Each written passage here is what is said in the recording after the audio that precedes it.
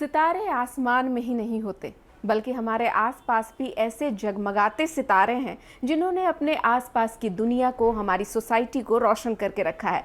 ऐसे ही एक सितारे आज हमारे साथ न्यूज़ 24 मध्य प्रदेश छत्तीसगढ़ में साथ हमारे जुड़ रहे हैं। अशोक कांकरिया जी, जो सुमित ग्रुप के चेयरमैन हैं।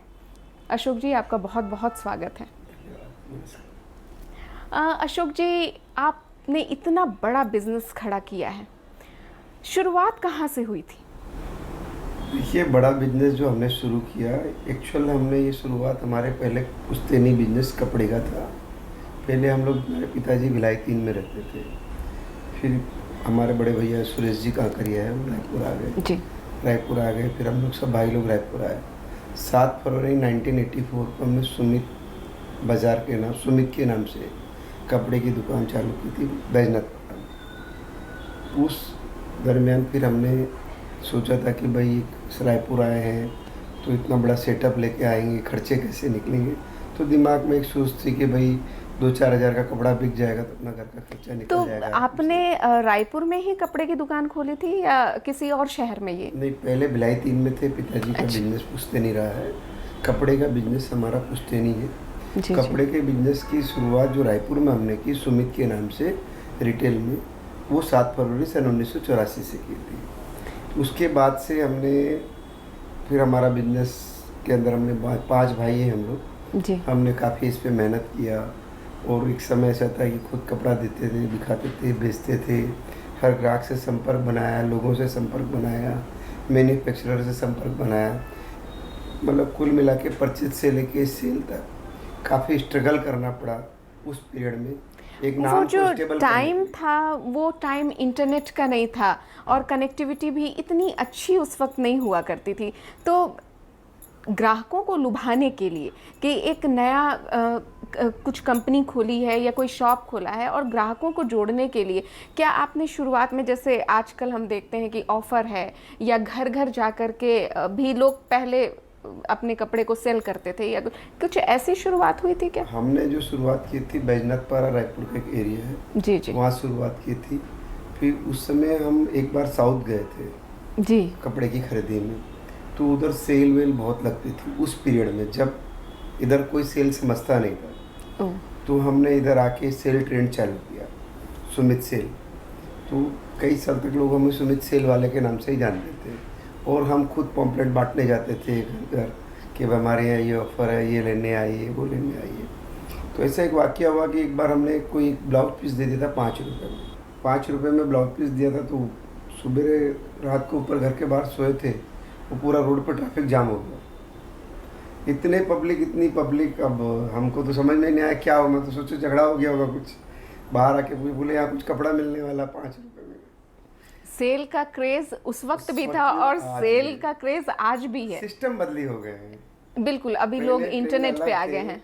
अभी क्या हो गया, देखिए, सोशल मीडिया हो गया, इंटरनेट हो गया, टीवी माध्यम हो गया, पेपर मीडिया हो गया, और आज अब तो ऑनलाइन शॉपिंग भी हो रही है। शॉपिंग हो गई, काफ़ी अपग्रेडेशन आ गए हैं। टोटल सेल को प्रेजेंट करने के तरीके अलग आ गए हैं। विज्ञापन हो गया। पहले तरीके अलग थे जी।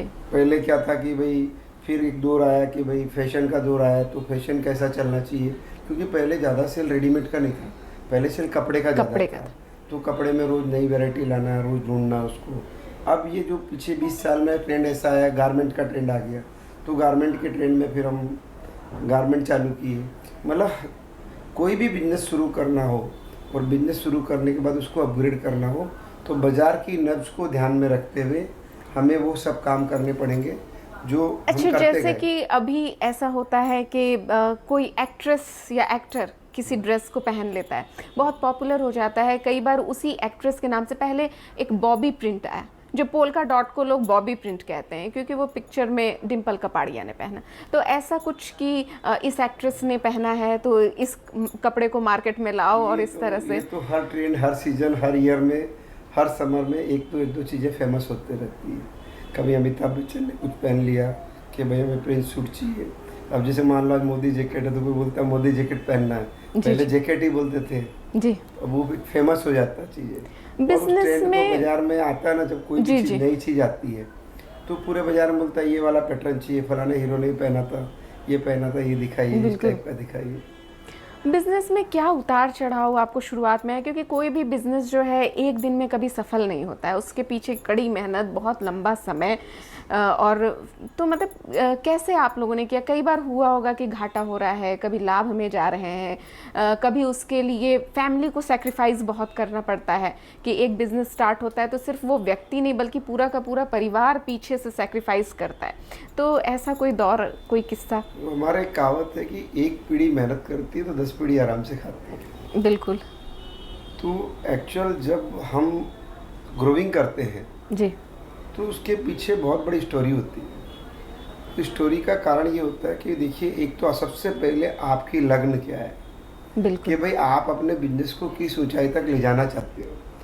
तो हमें एक जुनून था, क्योंकि हम बोर्न एंड बॉटअप व्यापारी के घर में पैदा हुए हैं और हमारे दिमाग में व्यापार, मतलब पर्सनल लाइफ से लेके दुकान की लाइफ से लेके हम व्यापार को सर्वोपरि मानते हैं। तो हम जैसे जैसे हमारा बिजनेस बढ़ते गया वैसे वैसे कई सारे फेसेस पे स्ट्रगल फेस करना पड़ता है। जैसे पहले क्या होता था कि ज़माने में स्टाफ का प्रॉब्लम होता था। शुरुआती दौर में 4-5 आदमी रखते थे, क्योंकि पहले हमने कभी ये देखा ही नहीं कि 40 आदमी इतना खर्चा कैसे करेंगे। तो फिर रात को बजट कपड़ा की कम दुकान होता थी, होगा। तो घर वाले लेडीज़ को सबको बुला लेते, भैया आओ घड़ी करवा। तो रात को घड़ी करते थे, सुबह खास तौर पे फेस्टिवल सीजन में जब बहुत ज़्यादा भीड़ हो जाती है उस वक्त। फेस्टिवल सीजन, नॉर्मल डे में भी कभी कभी ऐसा रहता था कि 4 स्टाफ रखते थे, 2 आते नहीं थे तो क्या करते, मजबूरी थी। फिर धीरे धीरे ऐसा लगा कि भाई ग्लोबलाइजेशन आ रहा है, दूर आ रहा है दुनिया का, तो हम हर समय अपनी दुकान को बढ़ाने के लिए सोचते रहते थे। फिर हमने सोचा कि भाई एक दुकान में ग्राहकी जम गई है तो चलो एक दुकान और खोल के देखते। तो हमने उर्ला इंडस्ट्रियल एरिया है तो दूसरा शॉप हमने वहाँ खोला था। हम 1 मीटर एक कैंची लेके गए थे कि दुकान चल जाएगी। गए तो एक ईश्वर की कृपा थी कि वहाँ पे भी हमारा बिजनेस अच्छा चला। हमको तुरंत 2 घंटे में 10-5 मीटर खरीद के मंगाने पड़े। 90s का दशक जो था वो ग्लोबलाइजेशन का दौर था। मार्केट, विदेशी मार्केट भी खुल रहा था और इंडिया की कंपनियां बाहर जा रही थी, बाहर की कंपनियां इंडिया में आ रही थी। तो आपने 84 में अपनी पहली शॉप खोली और 90s के दशक में आपने ग्लोबलाइजेशन भी देखा।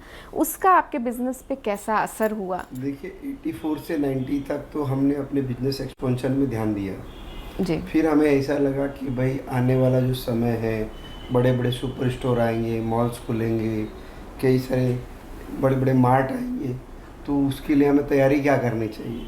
क्योंकि पहले ऐसे डर पैदा कर दिया था बाजार में कि सब आएंगे तो पूरे रिटेल बिजनेस को खा जाएंगे। हाँ, और इंडिया के जो छोटे व्यापारी हैं वो तबाह हो जाएंगे।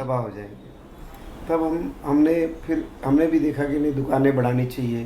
पहले मान लो हमारी छूट थी कि 1000 फुट में दुकान खोलना है, फिर हमने 5000 फुट स्क्वायर फुट एरिया लिया, क्योंकि हमें ऐसा लगा कि वो लोग, मतलब एक ह्यूमन बीइंग में ये कहते हैं कि भाई वो लोग इमोशन से देखते हैं कि भाई दुकान में ग्राहक घुसे तो स्पेशियस होनी चाहिए, जगह होनी चाहिए, हर एक सेक्टर का काउंटर अलग होना चाहिए।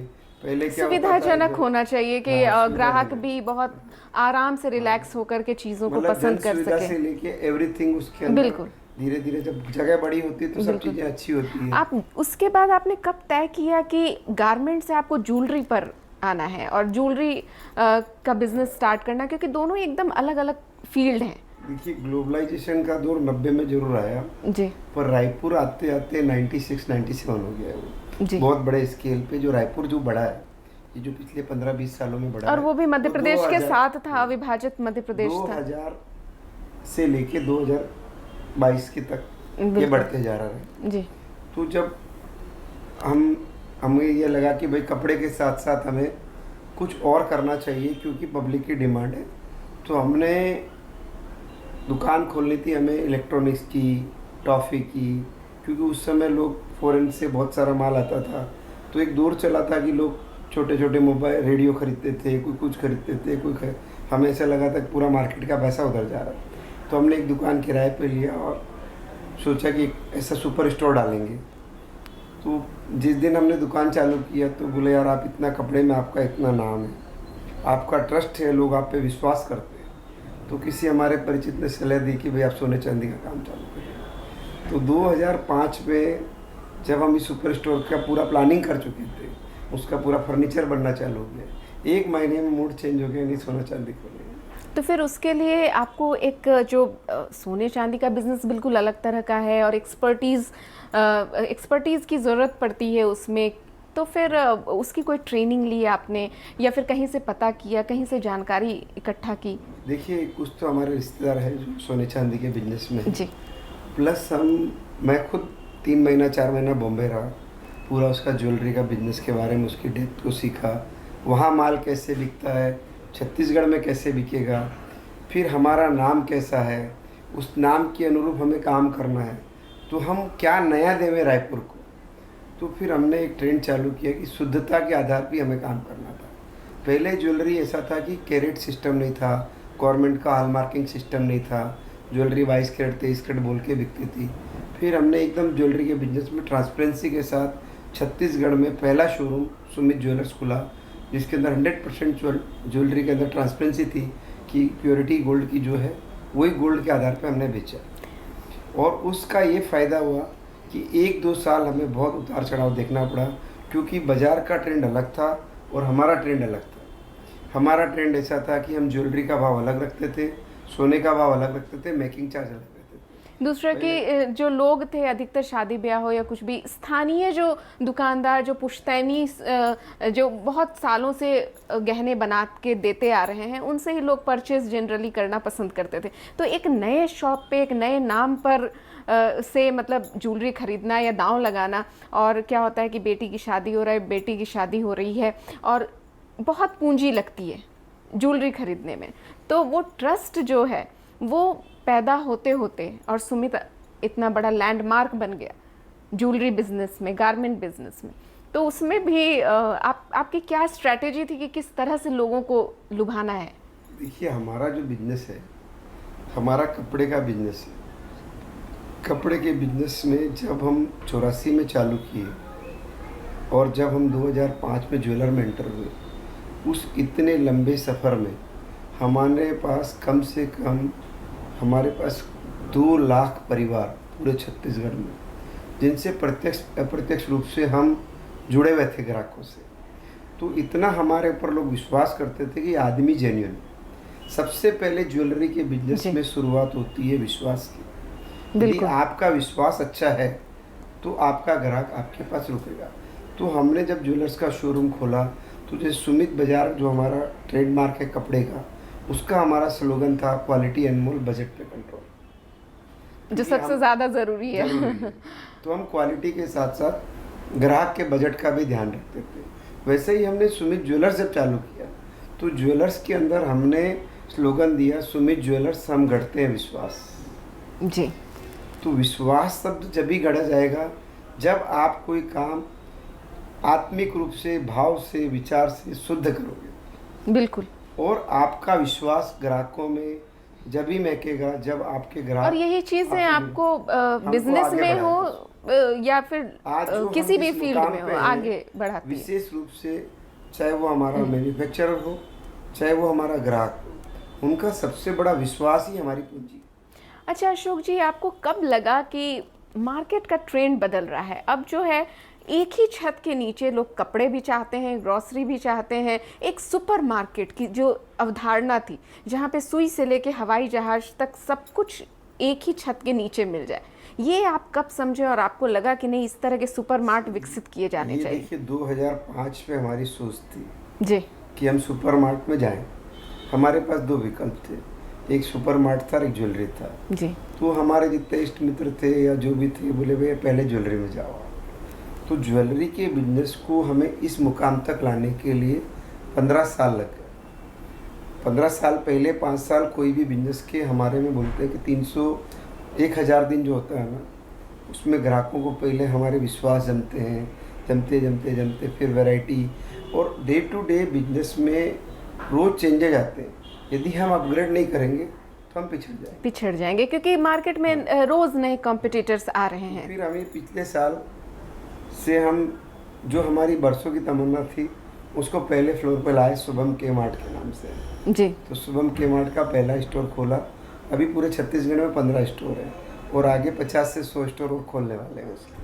और आपकी आगे की क्या योजना है कि क्या आपको छत्तीसगढ़ में ही बिजनेस करना है या अपने बिजनेस को देशव्यापी बनाना है, या कहाँ आप खोलने जा रहे हैं? छत्तीसगढ़ में तो हमारी है ही, प्राथमिकता पकड़ है ही। हाँ नहीं, प्राथमिकता भी छत्तीसगढ़ में हमारा बिजनेस जितना डेवलप हो सके हम करेंगे। आज छत्तीसगढ़ में सुमित ग्रुप में हमारे पास मैक्सिमम 4000 लोग काम करते हैं पूरे ग्रुप में जी। 4000 परिवारों का के साथ लेके चल रहे हैं। उनका भी विश्वास हमारी पूंजी है जी। क्योंकि अगर बोलते हैं एम्प्लॉयमेंट अच्छा नहीं होगा तो दुकान तरक्की नहीं करेंगी। बिल्कुल, एम्प्लॉय का खुश रहना बहुत ज़रूरी है आगे बढ़ने के लिए बिजनेस के। तो उनका भी बहुत बड़ा योगदान है इसके अंदर कि हमें इस टीम मंजिल वर्क तक है आने के लिए टीम जी, का जी। दूसरा ये है कि जो भी सुपर स्टोर है इसकी हमारी प्लानिंग है, अभी राजस्थान में खोल रहे हैं हम जी। और छत्तीसगढ़ के साथ साथ हिंदुस्तान में और भी बहुत जगह खोलने वाले हैं। अभी हमारे जो सुमित बाज़ार है जी। सुमित बाज़ार के 50 स्टोर है, वो छत्तीसगढ़ में है, उड़ीसा में है और मध्य प्रदेश में है। अभी जैसे ऑनलाइन परचेजिंग का बहुत ज़्यादा क्रेज़ है, तो क्या आप ऑनलाइन भी हैं? अभी देखिए, हम डे बाय डे काम को स्टेप पे लाते हैं।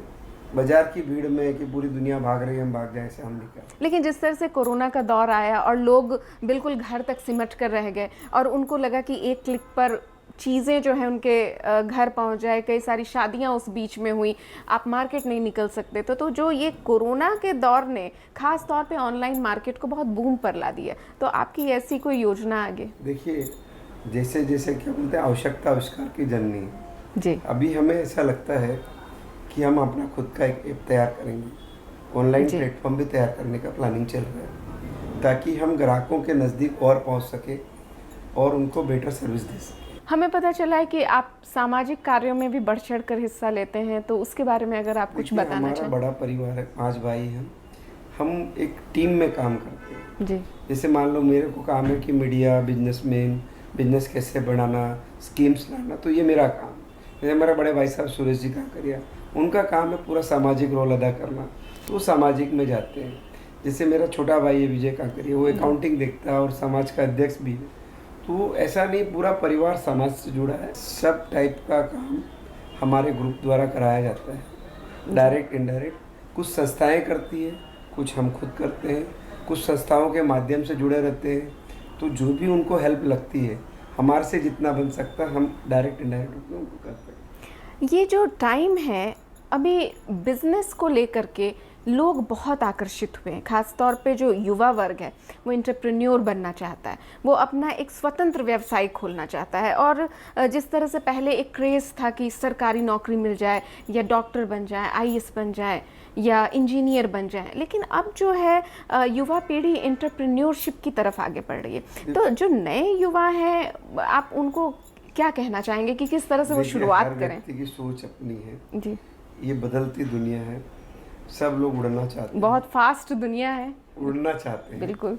उड़ने के अंदर देखिए, कुछ 100 में 100 लोग एग्जाम देते हैं, पास होना जरूरी नहीं है। लेकिन मेरा सजेशन ये है कि कभी भी कोई भी काम करना हो, पहले 2 साल 3 साल इमेज बनाइए, पिक्चर बनाइए, उस काबिल बनिए, फिर उस काम में हाथ डालने से आगे अपने को तरक्की होगी। क्योंकि आपने ये बहुत मार्केबल बात कही कि आजकल के बच्चे हैं जो बिना सोचे समझे केवल दूसरों को देख के स्टार्ट कर देते हैं, लेकिन फिर आगे बढ़ नहीं पाते, और जब फेल होते हैं तो बहुत जल्दी मायूस और निराश भी हो जाते हैं। हाँ, उसका सबसे बड़ा कारण ये है कि बिना सोचे समझे एक दूसरे का देख के काम करना। सबसे पहले आपको कोई भी नया काम करना हो तो कम से कम देखिए, हम 1984 से जिस लेवल पे काम कर रहे थे, हमको आज भी उससे डबल तिबल मेहनत करनी पड़ी है अपने को स्टैंड बाय रखने के लिए। ऐसा नहीं है कि जो पिक्चर में दिखता है कि भाई राजा बन गए तो राजा बन गए, पीछे प्रजा काम कर रही है और बहुत बड़ी गाड़ी मर्सिडीज से उतर रहे हैं और कोर्ट में हैं और 10 नौकर चाकर पीछे कुछ लिखते हुए चल रहे हैं। हो सकता है, रियल लाइफ में नहीं हो सकता। रियल लाइफ में एक ही चीज़ हो सकती है, पहले आप स्ट्रगल करिए, पूरी दुनिया को समझिए, अनुभव को आधार बनाइए, वो भी होगा। लेकिन आपके कहने का मतलब है जब आप लॉन्ग टाइम स्ट्रगल कर लेंगे उसके बाद होगा। जब आप कोई चीज़ का अनुभव लोगे तब तो आप आगे सोचोगे ना। भाई हम मान लो कभी फ्लाइट में नहीं बैठे और फ्लाइट की टिकट लेने जाना पड़ा, तो हम पूछना पड़ता है ना टिकट काउंटर कहाँ है भैया, कैसे टिकट लेते हैं। तो आप पहले ही जाके बोले सीधा मैं तो फ्लाइट में बैठ जाऊंगा तो कैसे होगा। हाँ, और तो फिर उस स्ट्रगल के लिए तो आपको करना आज पड़ता है। की डेट में ये भी होता है कई बार कि पूरी तैयारी के साथ युवा नहीं उतरता, उसके बारे में कोई नॉलेज नहीं होती और बहुत ही शॉर्टकट से सफलता पाना चाहते हैं, तो उसकी वजह से भी ये सारी दिक्कतें होती। सर स्टोरी बनने से, किसी की स्टोरी से इम्प्रेस होना अच्छी बात है, लेकिन स्वयं के अनुभव को आधार बना के यदि काम करेगा और धीरे धीरे कोई भी आदमी आगे बढ़ेगा तो वो जल्दी तरक्की। आपकी प्रेरणा 100 कौन में थे? 10 लोग जी, को लक से व्यापार मिलता है, 25 लोग ऐसे रहते हैं जो स्ट्रगल से बहुत आगे बढ़ते हैं। हम तो बोलते हैं कि कोई भी आदमी जिसने स्ट्रगल किया है और अपने बिजनेस को ऊंचाई पे लिया है, उससे प्रेरणा लेनी चाहिए, उससे समझना चाहिए कि वो कैसे काम किया, कैसे आगे बढ़ा। जब उसको 25 साल लग गए तो कम से कम मैं 10 साल लगाऊं ना, बिल्कुल। आज के आज तो आगे नहीं बढ़ पाऊंगा। और कई अब लॉसेस normal भी व्यक्ति- आएंगे, कई बार फेल्योर सहना आएंगे, पड़ेगा, आएंगे, कभी सक्सेस शुरू से भी ही आएंगे आएगा। उसको। हमने जब ज्वेलर शोरूम खोला तो 100 में 75 लोगों की राय थी दुकान 15 दिन बंद हो जाएगी, 2 महीने में बंद हो जाएगी। कपड़े का काम थोड़ी नहीं तो ज्वेलरी का काम है। आपकी प्रेरणा कौन थे? प्रेरणा कुछ नहीं, हम तो बिजनेस से जुड़े हुए, बताया ना आपको, फिर हमारा भी जुनून ही किसी हमारी को प्रेरणा तो है। फिर भी कभी दिमाग में कुछ आया होगा कि ये शख्सियत जो है इनके जैसा कुछ करना नहीं है। नहीं, ऐसा हमने कभी सोचा नहीं। यानी आपकी समझो- प्रेरणा आपका जुनून, आपका खुद का पैशन था। खुद का पैशन था और ऐसे एक दिन में नहीं था। पहले ये था कि यार 10-5 शोरूम होने चाहिए, तो 10-5 शोरूम एक साथ नहीं खोले हमने, एक एक करके, वन बाय वन।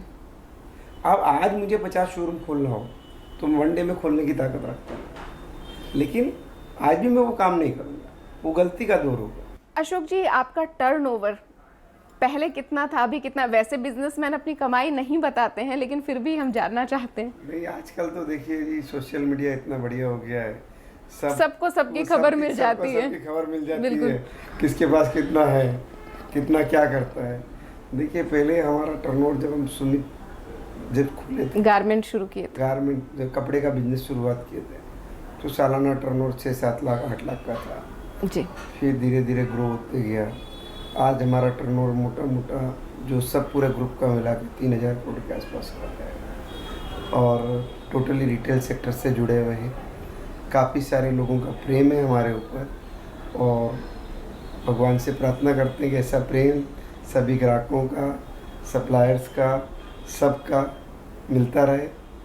धन्यवाद। हमारे साथ आज हमारे सोशल सितारे थे अशोक कांकरिया जी, जो सुमित ग्रुप के चेयरमैन हैं, और न्यूज़ 24 मध्य प्रदेश छत्तीसगढ़ के साथ जुड़ने के लिए आपका बहुत बहुत धन्यवाद। आपको भी धन्यवाद जी। और आज के लिए हम आपसे विदा लेते हैं। अगले एपिसोड में हम एक नए सोशल सितारे के साथ जुड़ेंगे। तब तक के लिए मुझे दीजिए इजाज़त। नमस्कार।